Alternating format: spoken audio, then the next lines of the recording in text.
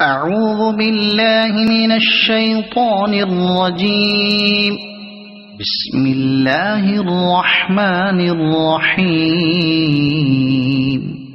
يا أيها الناس قد جاءكم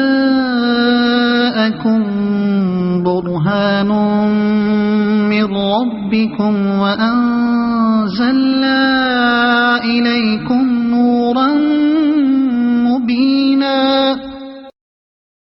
اعوذ باللہ من الشیطان الرجیم بسم اللہ الرحمن الرحیم اللہم صلی اللہ سیدنا محمد وعلی آل سیدنا محمد بعدد کل ذرۃ مئات الف الف مرتين سورہ النساء آیت نمبر 3۔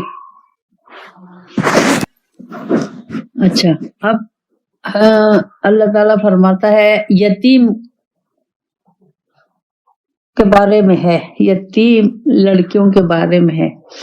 اللہ تعالیٰ فرماتا ہے وَإِنْ خِفْتُمْ أَلَّا تُقْسِطُوا فِي الْيَتَامَىٰ فَانكِحُوا مَا طَابَ لَكُم مِّنَ النِّسَاءِ مَثْنَىٰ وَثُلَاثَ وَرُبَاعَ۔ اللہ کہتا ہے اگر تمہیں ڈر ہو کہ تم انصاف نہیں کر سکو گے تو بہتر ہے کہ تم اس یتیم لڑکی کی بجائے دوسری اور عورتوں میں سے جو تمہیں پسند ہوں اس میں سے تم 3 کر سکتے ہو، 4 کر سکتے ہو۔ فَإِنْ خِفْتُمْ أَلَّا تَعْدِلُوا وَاحِدَةً أَوْ مَا مَلَكَتْ أَيْمَانُكُمْ، اور اگر پھر تمہیں ڈر ہو کہ تم اعتدال انصاف نہیں کر سکو گے تو پھر ایک ہی بہتر ہے، اور جو تمہاری کنیز۔ ذَلِكَ أَدْنَىٰ أَلَّا تَعُولُوا، یہ اس لیے یہ زیادہ قریب ہے کہ تم ظالم نہ بنو، ظلم نہ کرو۔ اب اس کو ہمیں سمجھنا ہے۔ اللہ تعالیٰ فرماتا ہے اب یہ جنگ احد میں جب 70 صحابہ شہید ہو گئے تو اس میں کافی عورتیں بیوہ ہو گئیں، کافی بچے یتیم ہو گئے۔ تو اب اس کے بارے میں ہے کہ جو ایک خاندان میں اگر 4 مرد ہیں اور ایک شہید ہو گیا، اور ایک عام وہ بھی ہے کہ گھر میں 4 بھائی ہیں، ایک بھائی شہید ہو گیا یا مر گیا یا قتل ہو گیا، تو اس بھائی کی بیوی جو ہے وہ تم نکاح میں لے لو۔ کیوں لے لو نکاح میں؟ وجہ کیا ہے اس کے نکاح میں لینے کی؟ کہ وہ خوبصورت ہے اور مالدار ہے۔ 2 وجہیں کہ دولت باہر نہ جائے۔ نکاح کرنے کی نیت یہ ہے۔ تو اللہ تعالیٰ فرماتا ہے کہ بہتر ہے کہ تم اور عورتیں، بہتر ہے کہ تم اس اور بیوہ سے نکاح نہیں کرو۔ کیوں کہ تم انصاف نہیں کر سکو گے، تم لالچ میں کر رہے ہو، یا پھر تمہاری آلریڈی بیوی ہے، بچے ہیں، اور تم اس عورت سے صرف لالچ کی بنا پر اس سے شادی کر رہے ہو تو تم انصاف نہیں کر سکو گے۔ تو بہتر ہے کہ تمہیں اگر شادی کی ضرورت ہے، نمبر 1 شادی کی ضرورت ہے۔ اب یہ اللہ تعالیٰ نے کیوں کہا؟ کیونکہ اسلام سے پہلے دور جاہلیت میں لوگوں کے پاس 10-10 20-20 25-25 بیویاں ہوتی تھیں۔ تو اللہ تعالیٰ نے اسلام نے ایک بہترین وہ نکالا کہ بجائے اس کے کہ 10-10 20-20 بیویاں ہوں، بہتر ہے کہ اگر مرد ایک بیوی سے اپنا راضی نہیں ہے یا خواہش پوری نہیں ہو رہی تو وہ 1 2 یا 3 کر سکتا ہے، لیکن اس کے لیے شرط یہ ہے کہ وہ انصاف کرے گا۔ اگر وہ انصاف نہیں کرتا، یعنی بیوی کا جو پہلی والی بیوی ہے یا دوسری بیوی یا تیسری بیوی اس کا حقوق ادا نہیں کرتا۔ اب اس حقوق میں کیا ہے؟ اس حقوق میں کیا ہے؟ اس حقوق میں ہے نان نفقہ، اور بیوی کی کا ٹائم۔ اب آپ لوگ پتا ہوگا بیوی تو اس کی نان نفقہ بیوی یہ بہت ضروری ہے، یعنی کپڑے، اس کے کھانا پینا، اس کے رہنے کی جگہ، اور اس کو ٹائم دینا، یہ بیوی کا حق ہے۔ اگر ایک مرد اس میں انصاف نہیں کر سکتا تو اللہ تعالیٰ کہہ رہا ہے کہ تم پھر ایک ہی کرو، بہتر ہے کہ تم ایک ہی کرو. اور اس زمانے میں تو یہ غلامی کا تو ہمیشہ سے دور چلا آ رہا ہے. اسلام نے تو زیادہ غلامی کے خلاف کیا ہے کہ آزاد کرو، غلاموں کو آزاد کرو آزاد کرو آزاد کرو. لیکن پھر بھی جب لڑائی ہوتی تھی وہ ہوتی تھی تو کوئی نہ کوئی عورتیں آتی تھی یا مرد آتے تھے، بچے آتے تھے، تو وہ ایک غلام کے طور پہ لوگ لے لیتے تھے. تو اب وہ غلام جو عورت ہے اس کو غلام کہیں یا لونڈی کہیں، اس کا وہ اور اس ایک آزاد عورت، یعنی ایک باقاعدہ جو طریقے سے ہم نکاح کر کے آئی ہے، اس میں فرق ہے. ایک نکاح عورت کا حق زیادہ ہے، غلام کا آدھا ہے. یعنی اگر بالفرض ایک غلام عورت آزاد عورت کا مہر 50,000 ہے تو وہ لونڈی کا یا کنیز کا 25,000 ہوگا. لیکن نکاح کرنا ہوگا اس کا. تو اللہ تعالیٰ نے یہ تمام جو پچھلی دور جاہلیت میں جو برائیاں تھیں وہ ختم کرنے کے لیے اللہ تعالیٰ نے یہ قانون بنایا، مسلمانوں کو یہ قانون دیا اللہ تعالیٰ نے. پھر اللہ تعالیٰ آگے فرماتا ہے، اب اللہ تعالیٰ کہہ رہا ہے مہر کے بارے میں، وَآتُوا النِّسَاءَ صَدُقَاتِهِنَّ نِحِلَّةً. اللہ کہتا ہے عورتوں کو جب تم نکاح کرو تو ان کو مہر خوشی سے دو. فَإِن طِبْنَ لَكُمْ عَن شَيْءٍ مِّنْهُ نَفْسًا فَكُلُوهُ هَنِيئًا مَرِيئًا. اگر اس میں سے وہ خوشی سے تمہیں دے دیں تو تم استعمال کر سکتے ہو خوشی سے. اب اس کو ہمیں سمجھنا ہے، عورت کے لیے جو نکاح کی وہ ہے مہر انتہائی ضروری ہے. بغیر مہر کے عورت کا نکاح ہوگا. اب وہ مہر کتنا ہے وہ صاحب حیثیت کے مطابق ہوگا. مالدار ہے تو وہ اپنے حیثیت کے مطابق اس کا مہر دے گا، باندھے گا، اور اگر غریب ہے تو وہ اپنے حیثیت سے باندھے گا. اگر اس کے پاس کچھ بھی نہیں ہے اور تو وہ ہوا ہے ایسا کہ قرآن کی ایک آیت پہ بھی نکاح ہوئے ہیں، قرآن کے کھجوروں پہ بھی نکاح ہوئے ہیں. تو نکاح جو ہے ایک اللہ کی طرف سے نکاح کا بندھن ہے جو بیاہی سے بچنے کے لیے ہے، اور نکاح میں فائدہ ہی فائدہ ہے. پھر اللہ تعالیٰ کہتا ہے کہ جب جو تم مہر مقرر کر لو تو اگر عورت خوشی سے تمہیں معاف کر دے یا تمہیں اس میں سے آدھا دے دے تو تم لے سکتے ہو، لیکن عورت کو مہر دینا ضروری ہے. تو اب دیکھ لیں کہ ہمارے معاشرے میں کیا ہوتا ہے، یہ بھی آپ لوگ دیکھ لیں اللہ تعالیٰ کیا کہہ رہا ہے اور ہم لوگ کیا کرتے ہیں، کس طریقے سے عورتوں سے زبردستی مہر ہم معاف کرواتے ہیں. تو کوشش کرنی چاہیے، اگر معاف نہیں کرواتے یا اگر جب لڑکی یہ ہے کہ لڑکی والے زیادہ سے زیادہ لکھواتے ہیں، لڑکے کی حیثیت نہیں ہے اور اس پہ زور ڈالیں گے کہ زیادہ مہر لکھو، گھر لکھو، یہ لکھو، زیور لکھو، یہ تمام چیزیں لکھو. یہ کسی چیز کی اس میں یہاں اللہ تعالیٰ نے ہم سے نہیں کہا، صرف مہر کا ہے. اب مہر بھی صاحب حیثیت کے مطابق ہے. پھر اللہ تعالیٰ فرماتا اچھا اب دوبارہ یتیم کی طرف آ گیا ہے. ایک یتیم بچہ رہ گیا ہے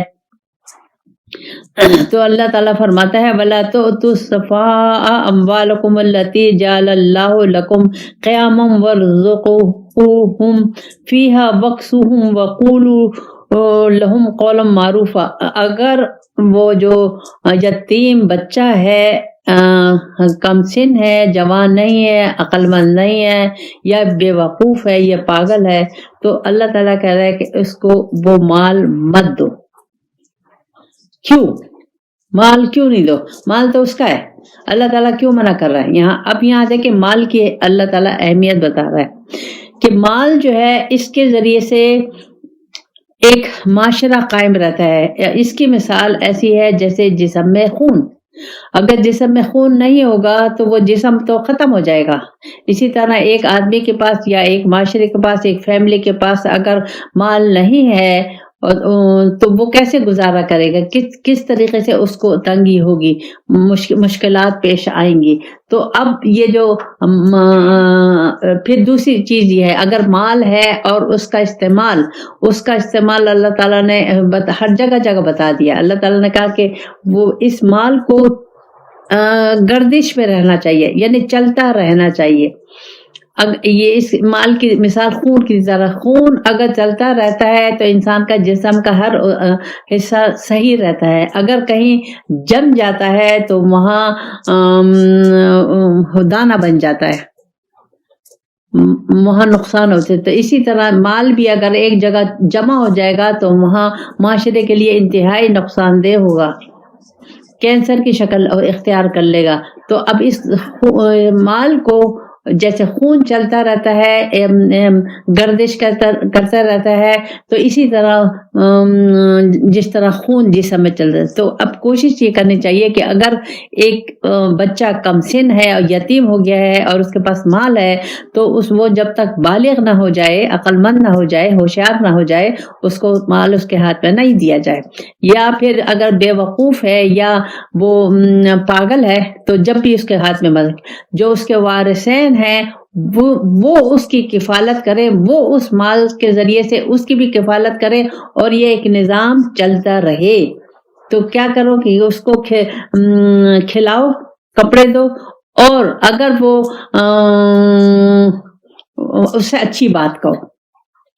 یعنی اگر وہ بچہ اتنا ابھی جوان نہیں ہوا، سمجھدار نہیں ہوا، لیکن اسے یہ معلوم ہے کہ یہ جو مال ہے یہ میرے باپ کا ہے، اور وہ اگر مانگے یا کوئی بدتمیزی کرے، بے ادبی کرے، تو بہتر ہے کہ ہمیں کہا گیا ہے کہ اس کے ساتھ اچھی نرمی سے اسے سمجھاؤ، نرمی سے بات کرو، اچھے سے اخلاق کے ساتھ اس کے پیش آؤ، تاکہ وہ اس کا یہ جو غصہ ہے، جو اس کا یہ غم ہے، یہ ختم ہو جائے. اور جب وقت آ جائے، پھر اللہ تعالیٰ بعد میں بتائے گا کہ یہ جب وقت آ جائے گا، یعنی وہ جوان ہو جائے، قابل ہو جائے، تو اس وقت اس کو مال کو دے دو. تو یہاں مال کی اہمیت بتائی گئی ہے کہ مال کو فضول خرچی بھی نہیں کرنی،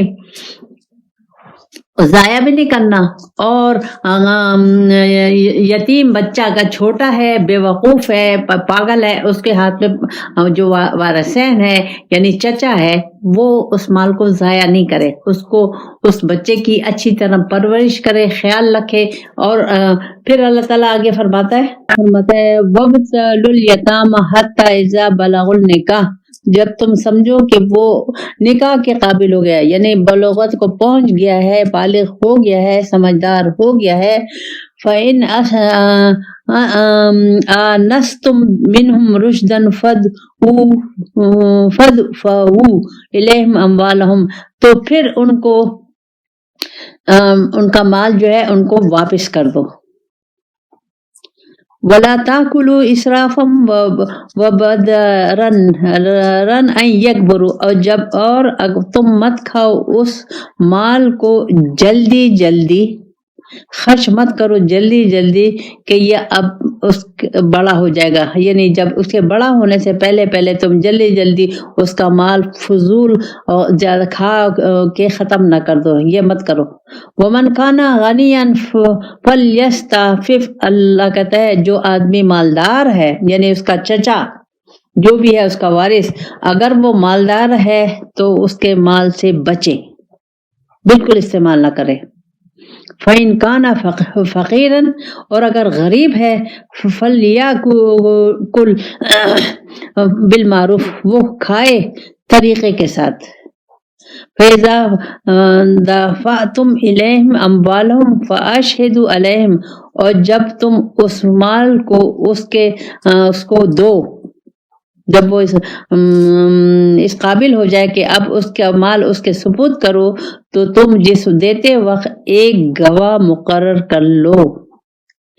وَكَفَى بِاللَّهِ حَسِيبًا، اللہ کافی ہے حساب لینے کے لیے. اب اس وقت اللہ تعالیٰ پھر فرما رہا ہے کہ دیکھو وہ جو یتیم کا مال ہے، جو بچہ یتیم ہوا ہے، اس کا جو مال ہے، جب وہ تم دیکھو کہ وہ اب سمجھدار ہو گیا ہے، اپنے پیروں پہ کھڑا ہو گیا ہے، عقل مند ہے، وہ نہیں پاگل نہیں، بے وقوف نہیں، عقل مند، ہوشیار، تو پھر تم اس کے مال کو اس کو دے دو، لیکن یہ بھی نہیں کرو کہ تم اگر وہ جو اس کا مال ہے اس کے ابھی وہ چھوٹا ہے تو جلدی جلدی تم اس کے مال کو برباد کرو، فضول خرچیوں میں لگاؤ کہ اب یہ بڑا ہو جائے گا تو یہ مجھ سے مانگے گا۔ اللہ تعالیٰ تو انسان کو پیدا کیا، اس کی رگوں کو جانتا ہے۔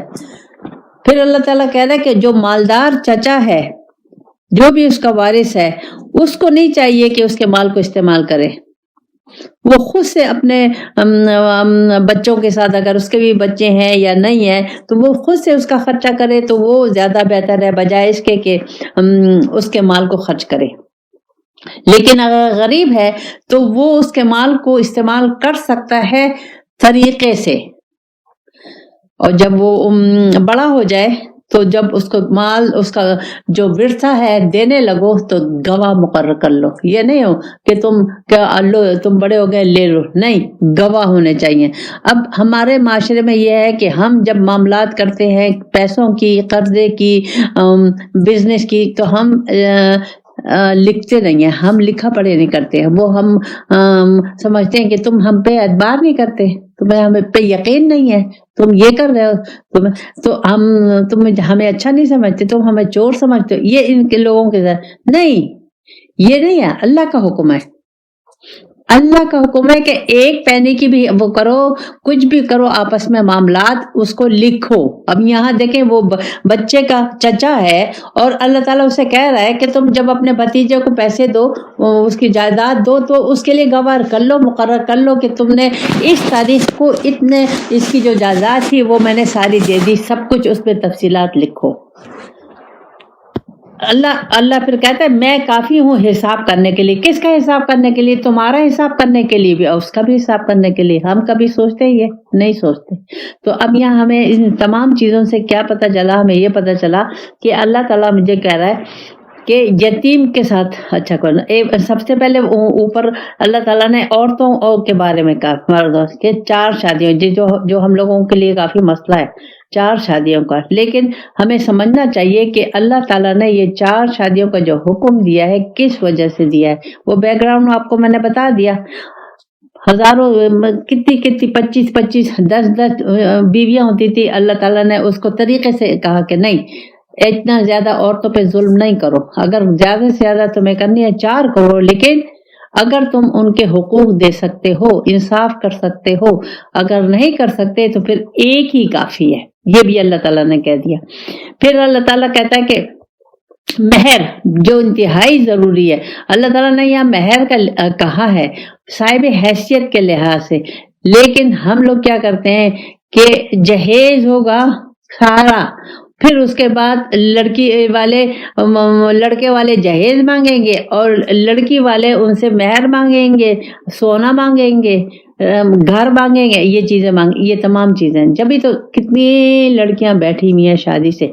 تو اب یہ سب ہمیں، یہ ناسور ہے، معاشرے کا ناسور ہے، یہ ہمیں اس ناسور سے جان چھڑانی ہے۔